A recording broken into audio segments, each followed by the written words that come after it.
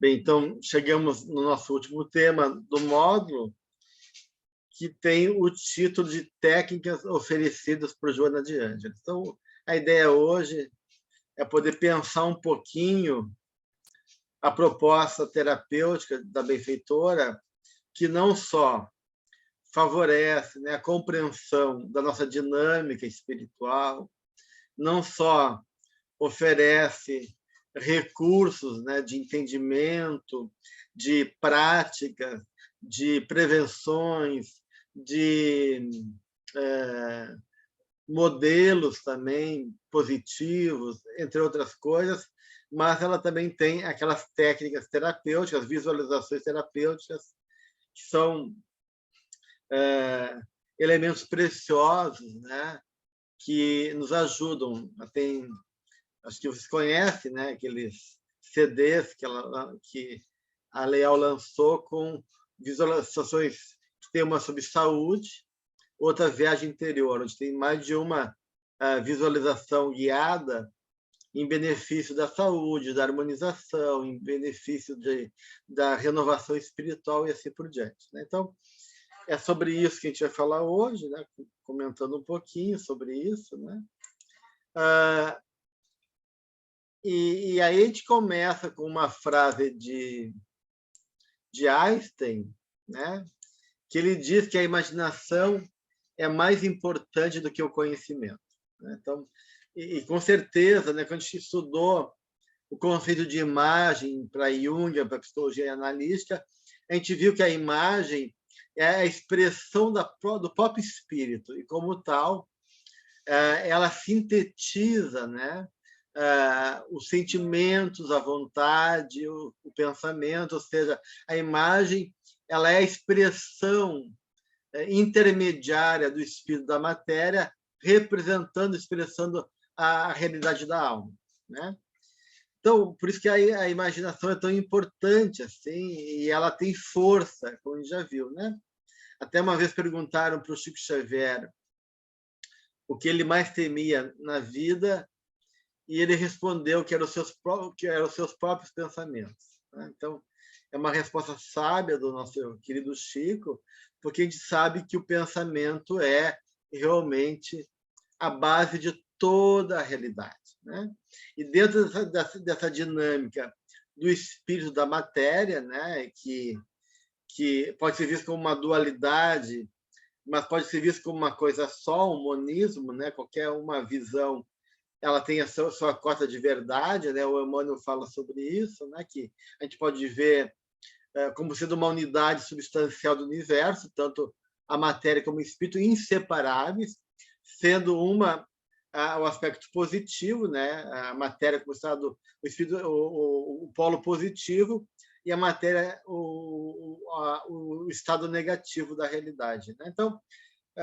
Então, de uma certa maneira, toda a dinâmica da vida envolve essa interação de forças, né, entre o mundo da matéria e o mundo do espírito, aonde no movimento nosso, né, a gente está criando realidade a todo momento, né? E essa realidade que a gente cria a todo momento, como a gente já falou também lá há tempos atrás, a gente chama de fantasia, né? Então, toda a realidade material, toda a dimensão física, ela começou a partir de uma fantasia espiritual, seja de um espírito como Jesus que criou esse planeta, seja da própria realidade física, né? que manifesta a expressão da nossa realidade espiritual em termos de nível de consciência, de realidade, né? que se manifesta enquanto momento de vida que cada um vivencia, passa, né? Então, de uma certa maneira, a gente encontra na física as diferentes formas do universo, né? E essas diferentes formas de universo, a gente pode dizer que são diferentes formas de consciência, né? Então, a gente for ler assim, o Manuel Freire de Miranda, a própria Joana, o André Luiz, né? A gente vai ver que a matéria, né? E o mundo dito real é o resultado de um duplo fluxo de onda quântica, né? Em sua imagem espaço-temporal invertida. Então, a gente pode pensar que a realidade física, né? Todo fenômeno físico é uma imagem, né? Em forma de espelho no espaço-tempo, né? Da realidade espiritual, né? Então, o universo é uma imagem e ele contém a si mesmo e ele olha para si mesmo, né? Em si mesmo. Então, observador e observado aí se misturam, né? E assim também, de uma certa maneira, o nosso corpo, né? Então, o nosso corpo, e isso o André Luiz vai colocar, né? Que com o nosso sangue, encéfalo, todo o sistema nervoso, a estrutura óssea, a pele, os músculos, são o quê? Materiais, né? Que vão se aglutinando entre si, segundo a condição da mente que opera sobre essa realidade física. Ou seja, o corpo é uma imagem da mente, né? E como a gente falou lá, trabalhou com o conceito de imagem, toda a realidade existente nada mais é do que a expressão de algo que foi imaginado. Tudo é imagem, né? Então, a ideia se exterioriza. Tudo que é ideia dentro da natureza, né, de um lado é a projeção da mente divina, né, que a mente divina se projeta, então, no universo, criando as condições, né, para a vida se dar. E a Terra, né, na sua dinâmica social, política, econômica, é o produto da mente humana. Então, toda a civilização, povos, culturas, as experiências que nos constituem enquanto povo, né, são formas de pensamentos, né, que envolve o acúmulo de vibrações, de emoções e de movimentos que a gente vai construindo ao longo dos séculos, né, e vamos sofrendo o efeito disso, né? Então, tudo isso, de uma certa maneira, está presente na nossa constituição planetária, né? Então, se esse universo é a projeção da mente divina e tudo que existe na natureza é uma ideia que tomou forma, sendo a matéria uma imagem, o que isso pode significar psicologicamente para nós? Né? O que isso importa para a gente em termos de uma psicologia espírita? Né? Então, primeiro, do ponto de vista geral, significa que viver psicologicamente é imaginar coisas, né? Ou seja, o espírito está criando pela mente realidades a todo momento, né? Que a gente chama de imaginação, né? Então, tudo isso está se constituindo como parte da nossa realidade interna. Então, à medida que o espírito cria a todo momento com seu pensamento, aonde ele for, ele vai carregar suas imagens, né? Como forma da sua realidade interna, que vai, por sua vez, influenciar o mundo externo. Então, a imaginação é a força criadora do espírito, né? E toda imagem, né? Toda imagem, ela, então, por ela ser se dá num campo perispiritual, né? A imagem está nesse campo, nesse espaço intermediário do corpo sutil, ela tanto vai ter um reflexo no nosso mundo íntimo, como vai ter um efeito no nosso corpo físico. Porque a imagem carrega energia, carrega significado e carrega emoção. Tudo isso a imagem carrega. Tá? Então, a imaginação ela vai atuar sobre o nosso físico, nosso corpo, comunicando-se com tecidos, órgãos e células. E essa comunicação, ela pode ser deliberada, de maneira intencional, ou não, né? Porque a mente, ela vai vibrando e, naturalmente, ela vai encontrando trajetos neuronais que vão transmitindo a informação da nossa vibração. Então, a todo momento, de maneira intencional ou não, deliberada ou não, a gente está comunicando e gerando informações que vão refletir no nosso mundo físico. Xanda? Gelson, só repete de novo. A imagem carrega energia, emoção e tem mais uma. E significado, conhecimento, Tá. informação. E outra questão, então, as visualizações que são feitas, que o Divaldo faz, de certa forma, é para, tipo, eu não sei se essa palavra é correta, mas reprogramar as imagens que a gente faz, né? Que a gente tem, os nossos conceitos, as nossas Não só significações. reprogramar, Xanda. Toda vez que a gente vibra numa imagem, a gente está criando, né? É uma força viva, né? Falar é uma força viva que começa no nosso pensamento. E toda imagem, ela sintetiza várias informações. Uma imagem ela é muito rica porque ela sintetiza a informação, porque toda imagem é uma experiência de totalidade. Quando tu vive uma imagem, tu está vivendo num campo emocional, num campo de relação muito abrangente. Então, toda vez que a gente forma uma imagem mental, ela implica em vários vetores, associações, memórias, emoções, né? Que mobilizam N forças dentro da gente.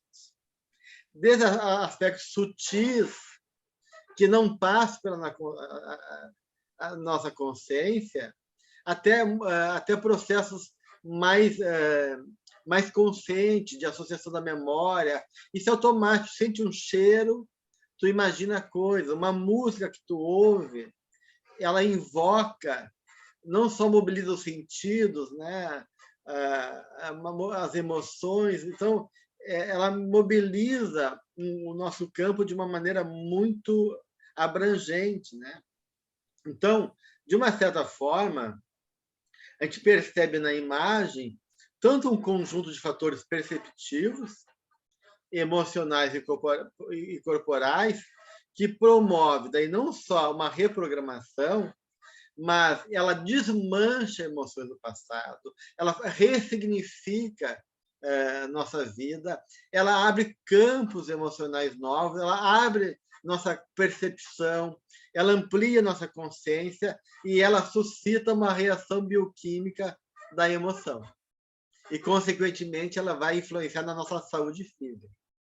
Tá? Porque toda vez que é uma reação bioquímica, emocional, isso vai tocar na parte física, vai interferir no nosso organismo.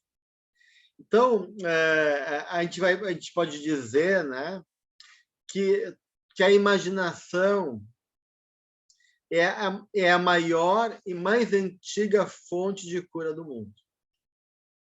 As pesquisas sobre imaginação, né, mostram que isso é usado, tem relatos lá desde o Antigo Egito, nos trabalhos dos xamãs, no tempo de Asclépio, na religião grega, na Grécia, né? Nos processos dos alquimistas. Né? E, hoje em dia, existem inúmeras pesquisas que demonstram que a imagem tem um impacto sobre a saúde. Pesquisas várias, eu não vou citar aqui porque a gente não tem muito tempo. Né? Tem o Robert Doselier, que é um médico francês, que propõe a técnica do sonho acordado, o sonho desperto, o Jung com a imaginação ativa, o Hans Kahl com a imaginação diretiva, a Glória também com a psicossíntese, o Schultz sobre tratamento autógeno, o Pius, a Gestalt com a fantasia dirigida, e assim vai, né? As técnicas da psicologia comportamental, tem muitas coisas que tem pesquisa, né, sobre o poder da imagem, sobre a saúde, sobre as doenças. A gente fez uma pesquisa aqui em Porto Alegre que era com vitiligo, né? Então, era um grupo de pessoas que no posto de dermatologia aqui do Rio Grande do Sul. Então, um grupo de pessoas, elas recebiam o tratamento medicamentoso apenas, né? E outro grupo de pesquisa, não só elas recebiam o tratamento medicamentoso para repigmentar a pele, mas também elas faziam um trabalho com as emoções e, no final, um trabalho de imaginação dirigida, né? No final da pesquisa, que levou um bom tempo assim, né, de acompanhamento, as pessoas que só tomaram a medicação tiveram uma melhoria de 12% a 20% em relação à pigmentação da pele, à volta da pigmentação. As pessoas que tomaram a medicação e fizeram o processo de imaginar, né, a pele sendo coberta de novo com a cor e outras técnicas que eram usadas na imaginação, tiveram uma melhora de até 80%. Então, a diferença foi muito grande entre um movimento e o outro, né, gente? Então, a gente vê o quanto realmente, né? Eu me lembro que o Divaldo, né? Não me lembro se era o Nilson, o Divaldo teve um problema cardíaco e a Joana propôs uma técnica guiada, né, todos os dias, 20 minutos, de ir até as artérias do coração, imaginar, né, pequenininho, abrindo as artérias, ou uma luz, né, limpando. Então, tudo isso são formas possíveis de trabalho. Então, a gente tem assim várias técnicas de visualização, a meditação também é muito usada, a mindfulness, né, que é a mais usada, né? Tem vários trabalhos sobre redução de estresse, sobre trabalho com criança, com controle de comportamento agressivo, depressão, redução de estresse, tratamento do câncer, né? E aí tem vários autores junguianos, a McKenna, o Harris, o Moon, o Mokanin também, que trabalham com técnicas de visualização do universo junguiano. Então, tem vários programas criados, né? Nesse programa de redução de estresse, através da atenção plena, da meditação, né? Foi matéria criada para manejar a dor crônica, né? E agora é usado de maneira ampla para reduzir a morbidade psicológica associada às doenças crônicas e para tratar também transtornos emocionais e comportamentais. Então, com isso, estou citando alguns elementos, né, para a gente poder mostrar o quanto tem de trabalho aí na parte científica já, mostrando o poder, né, da atenção plena, de focar a mente e da visualização terapêutica, né? Então, dentro desse processo, né, de imaginação, né, que se faz, tu pode trabalhar tanto de maneira a fazer um diálogo com o teu mundo interno, né? E partir de um processo mais espontâneo, né? Ou tu pode partir de uma proposta já pré-determinada e fazer um trabalho de visualização dirigido. Então, as duas são muito válidas para a saúde, né? A Vanessa está perguntando, quando imaginamos, já materializamos as imagens? Sim, é automático. Quando eu falo imaginar, gente, não é imagem visual, tá? Quando eu falo imaginação, tudo é imagem. Qualquer emoção que tu tem, isso já é uma imagem. E ela ganha vida no teu perispírito e nas formas de pensamentos e fora de ti. Então, qualquer vibração, qualquer pensamento, cria uma imagem e essa imagem a imagem é a materialização da mente. A imagem é a roupagem do espírito, é a roupagem da mente. Então, qualquer movimento da mente tem seu lugar numa imagem e toda imagem ganha forma, né? Ela ganha forma, ela ganha expressão no mundo, seja no nível perispiritual, seja no nível externo, né, com as formas de pensamento. Tudo isso faz parte também no trabalho com a imagem. Tá? Bem, é interessante nisso que o André Luiz, né, ele coloca que ele faz uma síntese, né, nos livros dele, né? A gente pode pegar assim várias obras do Vanderlei, porque o Vanderlei trabalha muito com a questão da mente, né? E aí se mostra o quanto, né? Ele vai mostrar a mente gerando, né? Vibrações, gerando imagem, gerando realidades a todo momento, constituindo assim, de uma certa maneira, as várias dinâmicas da vida. Então, eu sugiro que, junto com a obra da benfeitora Joana de Ângeles, vocês possam ir também no André Luiz, né? E buscar, né? Principalmente nos domínios da mediunidade, ali, quando ele vai falar muito sobre que a alma vive onde situa nosso coração, vai dizer, né, o André Luiz, né? E ele vai fazer uma síntese de várias coisas, né? Que a gente vai caminhar no influxo da nossa criação, onde a gente for, que a gravitação mental ela é tão incisiva como é a gravidade na matéria física. Então, existe uma lei de gravidade que atrai as coisas, né, para nós, conforme a sintonia, que não existe neutralidade no mundo do espírito, onde está criando para o bem, onde está criando para o mal, a todo momento onde está gerando vida, e vida positiva ou vida negativa, né? Então, ele vai dizer que imaginar é criar, ele vai e vai dizer que esse processo todo da vida tem movimento, né? Então, isso é dinâmico e que isso vai ter efeito, que isso daí vai comprometer a nossa responsabilidade diante da vida, né? Então, se tu mentaliza angústia e crime, tu vai refletir na tua vida isso que tu tá vibrando e ao contrário, né?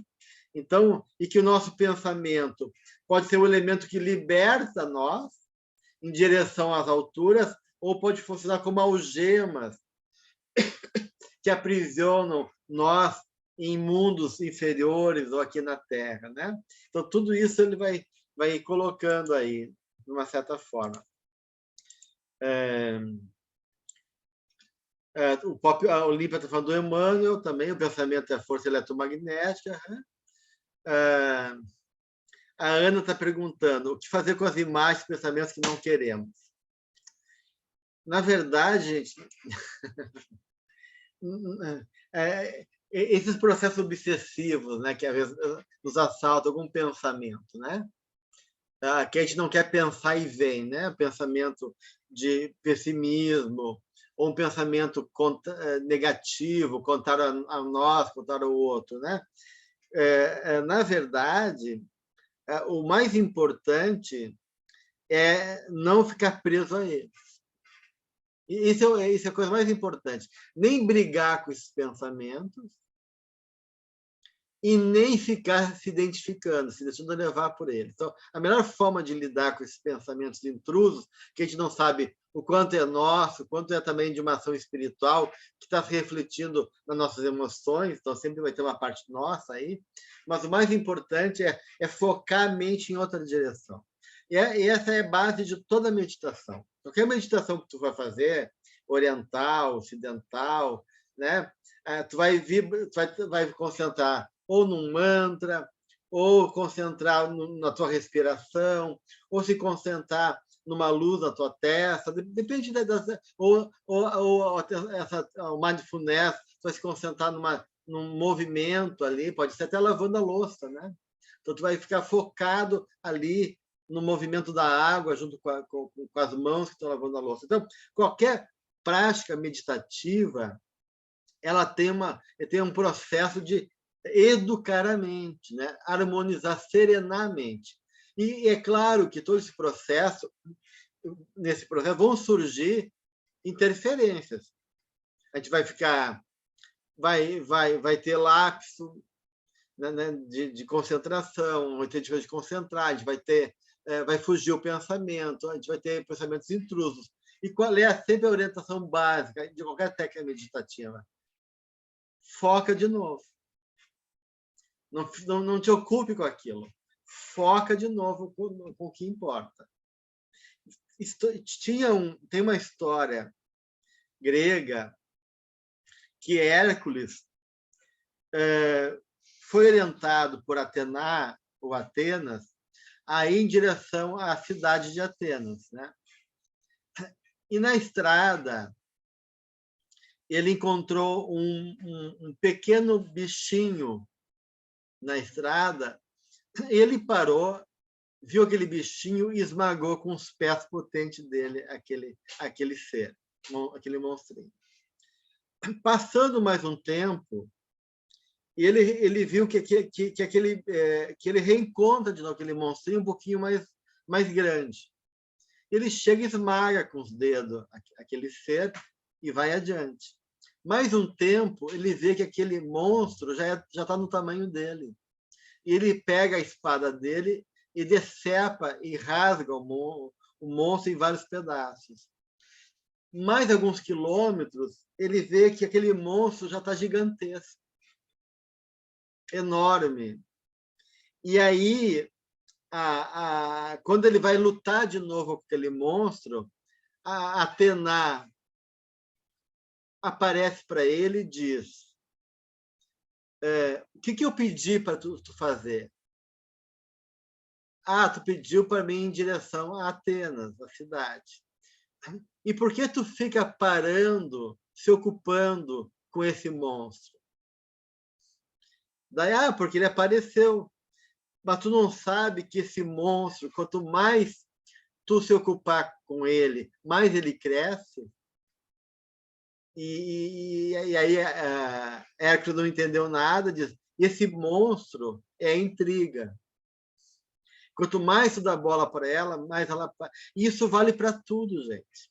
Então, esses pensamentos, angústias, estados emocionais, se tu se deixa levar, né, ou quer combater diretamente, não tem condições, mas fica emocionalmente preso, em vez de tu desmanchar aquilo vai te consumindo mais ainda.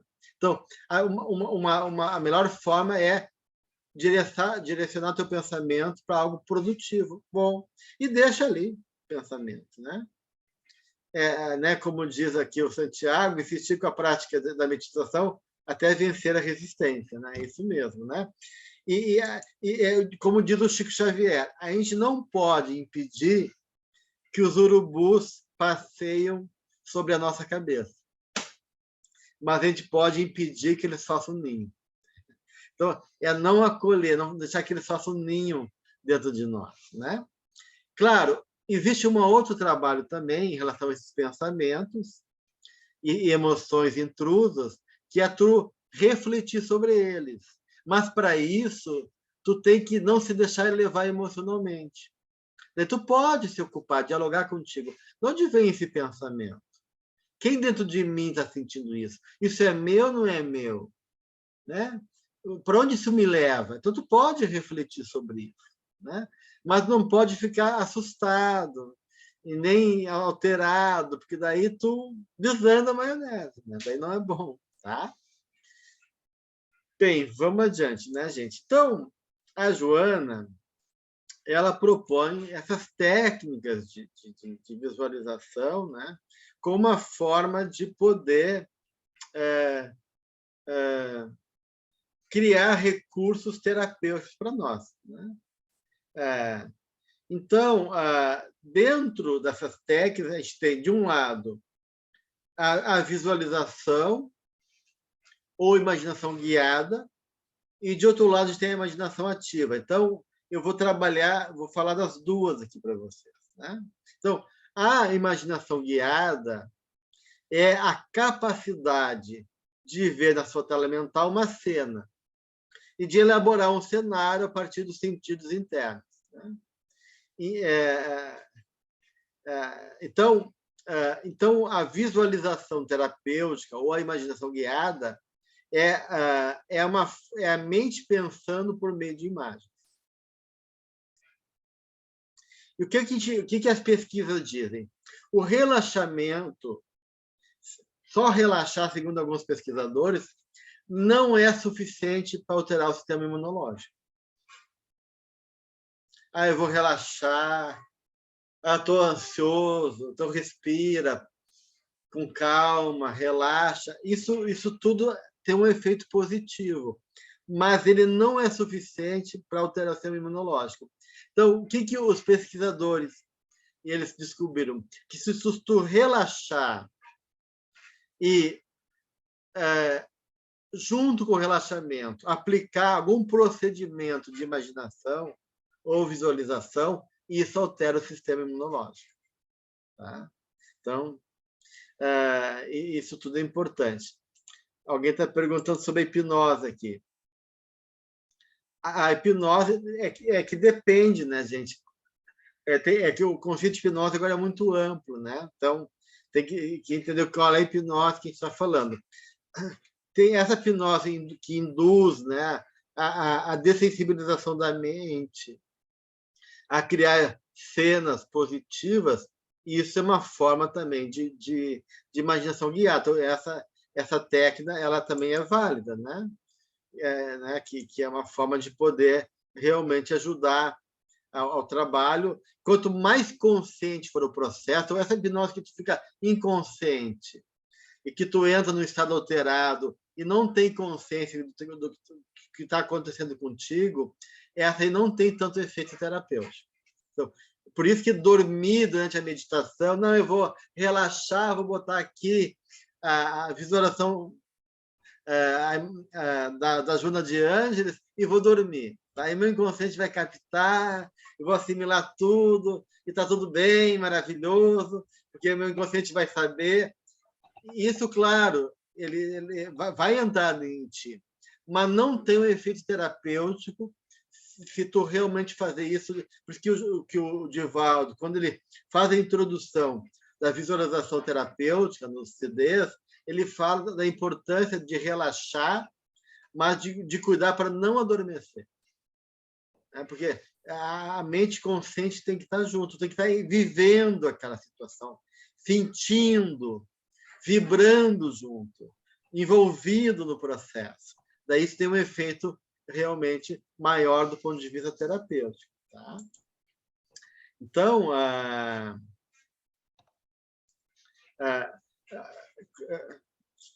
o Santiago Divaldo descreve muito bem em suas versões guiadas. Realmente, ele explica de maneira bem didática, bem positivo, né? Com certeza. Então, assim, né, gente? Então, uma coisa que a gente pode fazer também é trabalhar em cima de imagem negativa. Né? Um evento traumático, por exemplo. Eu tenho medo, fui mordido com um cachorro, agora eu tenho medo de cachorro, né? E assim por diante. Então, a gente pode, de uma maneira tu pode ter um insight sobre aquilo. Por que eu tenho medo, né? Ah, porque me aconteceu aquilo. Mas só o insight, o entendimento, não muda a imagem e a carga emocional lá do evento traumático. Então, tu tem que o quê? Recuperar a imagem. E recriar a cena. E fazer interações emocionais. Então, tu vai ter que... Por isso que... Por quê? Por que é coisa traumática, né? Quando a gente está traumatizado, basta um estímulo e a emoção vem com toda a intensidade, como se estivesse acontecendo pela primeira vez. De tão forte que é a resposta emocional. Então, por isso que para trabalhar com traumas, com experiências do passado, com carga emocional, tu tem que enfrentar aquilo e trazer de volta, recriar a situação, né? Interagir, né? Para poder daí dessensibilizar toda a carga emocional, né? Que está ali, e poder, de uma certa maneira, gerar uma experiência emocional positiva e assim construindo, né? Um novo movimento, seja imagem de enfrentamento, né? Que a gente pode imaginar enfrentando situações difíceis, seja imagens relaxantes, com cenas de natureza, que possam envolver a gente em estímulos emocionais positivos, seja imagem de aptidão, onde eu tenho que enfrentar uma situação, eu vou até lá e me imagino fazendo aquela experiência que parece difícil, né? Seja recuperando imagens nocivas, né? E para poder lidar com ela e desmanchar o medo que eu tenho naquilo, seja imagens idealizadas, onde eu posso me imaginar como é que eu quero estar daqui a 5 anos, né? E me imaginar no meu projeto de vida, alimentando imagens positivas, né? Seja imagens recompensadoras para poder desmanchar qualquer tipo de coisa ou desmanchar uma versão, né? Pode ser imagens cômicas, né? Imagens, né, que possam desmanchar aquele peso todo, né, que tem. Então, eu imagino naquela cena difícil, algo que seja cômico, para tirar aquela carga, né, e compensar aquela situação negativa. Então, de uma certa maneira, tem várias formas de tu usar a imagem em teu favor, né? A imaginação dirigida, né? Tem várias maneiras de fazer isso, né? Alguém colocou aqui as práticas de radiações no centro espírita recomendadas usando a zona de imagens.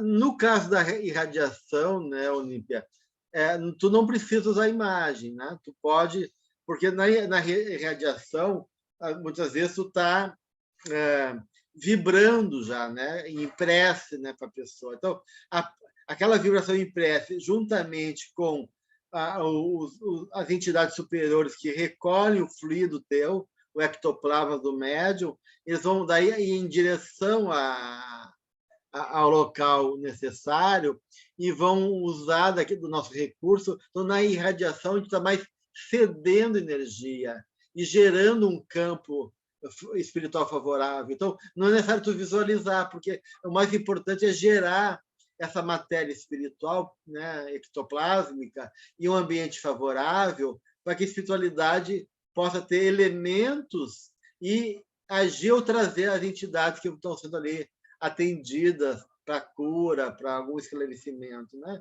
Então, não precisa da visualização de imagens, né? Pode ser usado, né? Mas não é algo que seja necessário.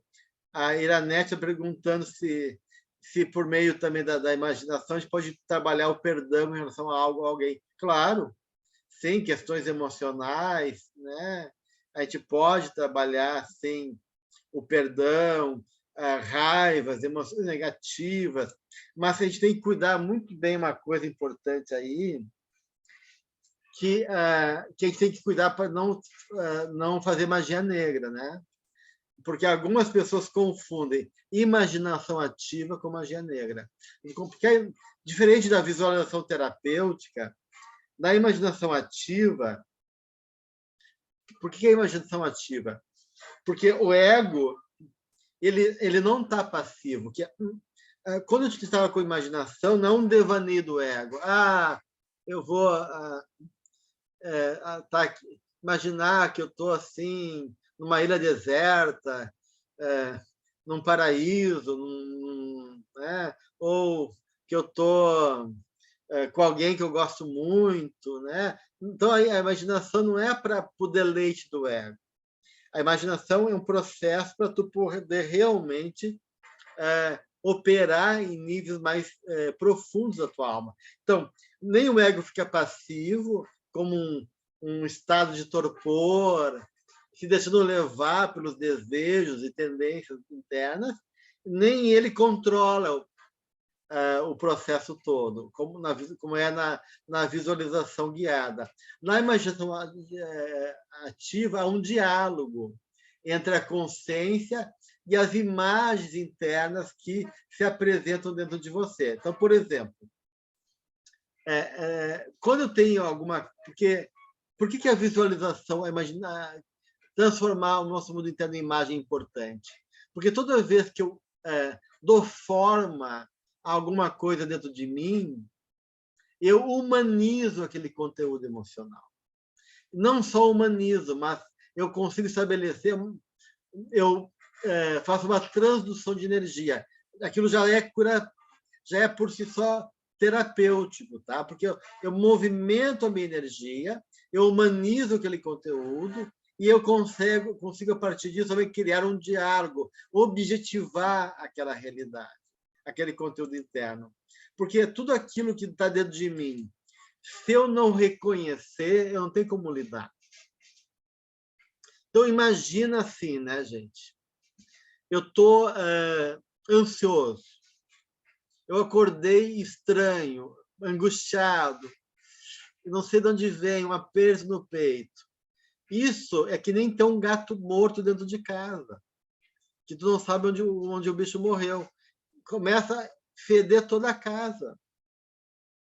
E tu não sabe onde que está o bicho, entende? E aí tu fica tomado por aquele estado, por aquele mau cheiro. Então, é a mesma coisa, tu tem alguma coisa dentro de ti que está fedendo, e tu não sabe o que é. E aí que tu fica tomado por aquela atmosfera psíquica, aquele estado emocional, e aquilo vai roubando tua energia, dando espaço para uma ação obsessiva, por exemplo. Então, se tu conseguir saber onde está o gato, que morreu um gato, onde ele está, tu vai poder lidar melhor com ele. Né? Então, se tu souber quem dentro de ti sente isso, ou que é isso dentro de ti, tu está objetivando aquela experiência emocional e dando uma forma para ela para poder se relacionar com aquele conteúdo. Então, digamos, eu acordei com essa angústia. Então, eu paro um pouquinho e disse: quem é esse que está angustiado? Quem é você? Por amor de Deus, apareça. Né?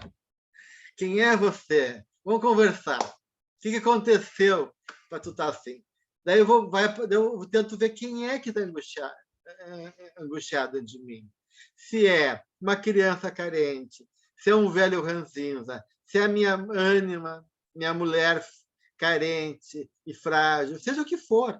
Né? Então, eu dou espaço para que a angústia fique se personificar. Então, personificar nosso mundo interno, ele é extremamente curador. Gente. Então, uma pergunta que eu posso fazer é: quem dentro de mim está sentindo isso? Isso é um caminho. Um outro caminho é: qual é a cara da minha angústia? Quem é ela? Então, não é quem está sentindo, é a própria angústia. Que ela apareça para mim, essa angústia. Então, tu pode perguntar quem é que está sentindo dentro de ti, e tu pode perguntar quem é essa angústia, que cara ela tem, que nome ela tem. Por isso que nos exorcismos antigos, a primeira coisa que para exorcizar um demônio é perguntar o nome dele. Tu tem que saber quem é o demônio para tu lidar com ele. né? E isso é uma intuição, porque a personificação, o reconhecimento de quem está ali, faz com que tu tenha saber como se relacionar com aquele elemento, com aquele personagem daí. Por isso que isso é importante. E a partir disso, na imaginação ativa, tu vai criar um diálogo, né?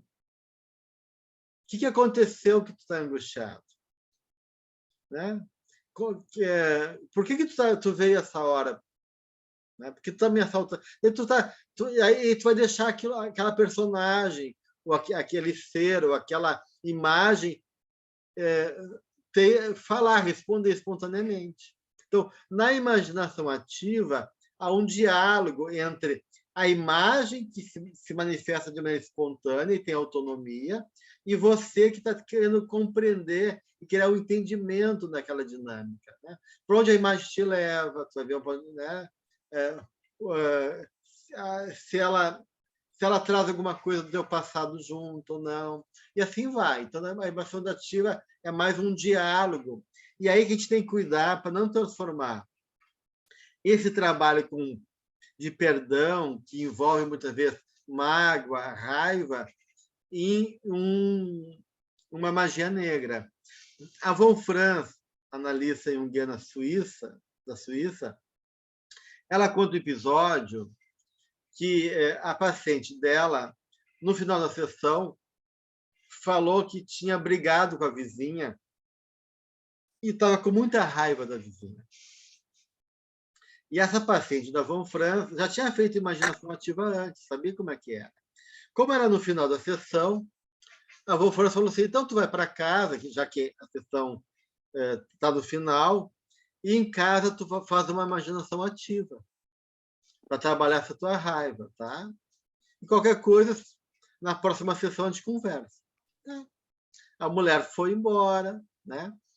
Voltou na outra semana, na sessão de terapia, e a Von Franz perguntou, e aí, como é que foi a imaginação ativa? Ela, não, foi super bem. Me senti aliviada, tirou um peso das minhas costas, mas o estranho é que depois, durante a noite, eu sonhei que era uma bruxa. E não entendi, né? Porque a sensação foi tão bom, e durante a noite foi um sonho desconfortável, onde era uma bruxa e era uma imagem muito ruim de mim, né? E a Von Franz achou estranho, que realmente não combinava com a história toda. E ela perguntou, como é que tu fez a imaginação ativa? Eu cheguei em casa, sentei numa cadeira e imaginei a minha vizinha na frente do sofá, sentada no sofá. E aí, eu falei tudo aquilo que eu pensava por ela. Toda a raiva que eu tinha, né, que eu senti, eu botei para fora e falei tudo que eu estava engasgado aqui. E aí foi um grande alívio. Daí a Von Franz falou assim, mas tu não fez imaginação ativa. O que tu fez foi magia negra. Tu mandou para tua vizinha uma carga emocional de raiva, né? de negatividade, né? Isso não é imaginação ativa, isso é magia negra, né? Então, o que seria a imaginação ativa? Tu não vai se relacionar com a vizinha. Tem algumas técnicas da Gestalt que associar, imaginar que a tua mãe, teu pai é uma almofada e socar a almofada, né? A tua esposa, seja quem for, né? Ou imaginar também o pai na cadeira e falar tudo que tu tem vontade. Nós, junguianos, a gente não favorece isso, justamente para não levar uma carga vibracional às pessoas e elas carregar nosso lixo, né? Porque isso é magia negra daí. Tá? Então, o que seria uma imaginação ativa verdadeira? Ela reconhecer a raiva dela, agradecer à vizinha, obrigado por mostrar quanto sou raivosa, e deixar a vizinha de lado, e se relacionar com a raiva dela. O que está em questão é eu com a minha raiva, e não eu e a vizinha. Então, a diferença é enorme, né? Uma coisa é eu imaginar a vizinha e tocar a raiva em cima dela. Outra coisa é eu dizer essa raiva é minha, me responsabilizar pelo meu sentimento e fazer uma imaginativa e dizer quem dentro de mim está sentindo raiva? Que raiva é essa? Então, não tem mais nada a ver com a vizinha, é eu comigo, com o meu mundo interno. E aí eu estou fazendo realmente uma verdadeira imaginação ativa. Tá? Então, essa é a diferença de uma coisa com a outra. Marie-Louise von Franz, que tem um Z ali no final da Olímpia. Gabriele? Então, por exemplo, no caso da vizinha, se, por exemplo, então, ela vê que ela tem que conhecer a sua raiva, né? Então, ela vai, então, falar com a pessoa que está dentro dela, que tem a raiva, né? Aí vai aquele processo que você falou. Eu não sei se você vai ter tempo, mas quando nós sofremos uma agressão, seja física ou psicológica, e depois a gente perpetua uma parte daquela agressão, e aí é a mesma coisa, por mais que se ela perpetua é porque encontrou eco, né, na gente, Sim, certo? é a questão da mágoa e do ressentimento, né, Gabriele? Mesmo que a pessoa tenha agido mal comigo, né? Porque ela pode ter agido mal, pode ser, né? Mas os sentimentos são meus. Porque a minha resposta é minha. Cada um vai responder com aquilo que tem. De repente, uma outra pessoa vai sentir compaixão e não raiva. Eu sinto raiva, o outro pode ter compaixão ou pena. Né? Cada um vai responder de maneira de como as coisas tocam na gente, independente se a atitude da pessoa é adequada ou não. Então, eu tenho que me perguntar, como é a minha raiva? Quem está aí dentro de mim gerando a raiva? Que parte minha está sentindo isso? Como é que ela é? E depois, se eu compreender isso, depois, quando eu for falar com a minha vizinha, eu vou saber separar. Então, eu vou poder lidar com ela. Olha, aquilo que tu me falou, me magoou, mas eu sei que não fez para o mal. Né? Eu vou lidar de maneira diferente. Se tem alguma coisa para resolver com ela, eu vou poder resolver algum mal-entendido, alguma questão da relação, mas pelo menos as questões de conteúdos meus estão sendo trabalhados por mim, da qual eu estou me responsabilizando de alguma maneira. Isso funciona também quando são coisas bem traumáticas, assim, por exemplo, uma pessoa, por exemplo, matou seu pai, por exemplo, e aí você tem que se relacionar com essa pessoa por alguma coisa, você está com raiva dessa pessoa, mas aí você tem que ver por que você está com raiva, mesmo que sejam coisas assim, grandes. Sim, qualquer coisa, absolutamente qualquer coisa. Da mais simples à mais terrível. Obrigada. Santiago? Disculpa. En una oportunidad con Divaldo, en una conferencia pública, a todo el público sentados, nos hizo una inducción para tratar de trabajar el perdón. Nos hizo visualizar un ámbito en plena naturaleza, creando el espacio con mucha luminosidad, sol, playa, árboles, césped. Y allí nos sugirió traer a la persona a nuestra presencia que fuese objeto de algún disgusto de nuestra parte, con el fin de dialogar en el aspecto opuesto al que estábamos desarrollando ahora. Fulano, yo te he llamado aquí conmigo para manifestarte mi afecto. Yo siento simpatía hacia ti, yo siento amor. Mi afecto, por lo tanto, es para que en estos momentos puedas recibir ese deseo de mi parte para poder estar en paz. Fue mucho el disgusto que me pudiste proporcionar. Sin embargo, yo te perdono. En este instante te abrazo. Él fue desarrollando así. Disculpa. Tem muitas técnicas, Santiago, não é ótimo trazer essa experiência, tem muitas de perdão. Imaginar a pessoa pequenininha, que foi também criança, que foi maltratada, e que realmente tem um momento de dor, que nem eu, para poder entender a condição dela, para poder perdoar ela. e reconhecer a fragilidade do outro. Então, tem várias maneiras de técnica de perdão quando isso envolve uma reconciliação com o outro. Daí tu não está trabalhando só o teu sentimento, né? Uma coisa é trabalhar a minha mágoa, a minha raiva. Outra coisa é eu poder realmente me reconciliar e fazer um esforço de perdoar a pessoa, né? Então, isso são técnicas possíveis de fazer isso. Agora, quando a gente propõe que a pessoa imagine uma natureza, é bom não determinar que natureza é, deixar a pessoa escolher. Porque aquilo que pode ser agradável para mim, relaxante, pode não ser para outra pessoa. De repente eu digo para a pessoa, imagina que tu está no mar, e a pessoa tem fobia de mar, morre de medo de mar.